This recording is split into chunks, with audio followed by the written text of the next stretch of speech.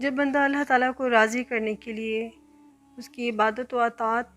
और उसकी नेमतों का शुक्र अदा करता है, हदीस में आता है मेरा बंदा जिन चीज़ों के ज़रिए मेरा कुर्ब हासिल करता है, इनमें सबसे ज़्यादा महबूब चीज़ें वो हैं जो मैंने इस पे फ़र्ज़ की हैं। इसके अलावा नवाफिल के ज़रिए वो मेरा ज़्यादा से ज़्यादा कुर्ब हासिल करने की कोशिश करता है, यहाँ तक मैं इससे मोहब्बत करने लग जाता हूँ। और जब मैं इससे मोहब्बत करने लग जाता हूँ तो मैं इसका कान हो जाता हूँ जिससे वो सुनता है, आँख हो जाता हूँ जिससे वो देखता है, हाथ हो जाता हूँ जिससे वो पकड़ता है, पाँव हो जाता हूँ जिससे वो चलता है, और अगर वो मुझसे सवाल करता है तो मैं इसे देता हूँ, और मुझसे किसी चीज़ की पनाह तलब करता है तो मैं इसे पनाह देता हूँ। सही बुखारी की ये हदीस है।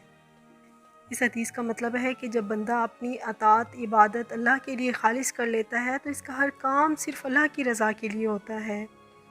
अपने कानों से वही सुनता है जो अल्लाह को पसंद होता है, अपनी आँखों से वो चीज़ देखता है जिसकी इजाज़त अल्लाह पाक ने दी होती है, जिस चीज़ को हाथ से पकड़ता है या पैरों से चलकर इसकी तरफ जाता है, और इनको अल्लाह की नाफरमानी में इस्तेमाल नहीं करता बल्कि सिर्फ़ अल्लाह की अताअत के लिए इस्तेमाल करता है।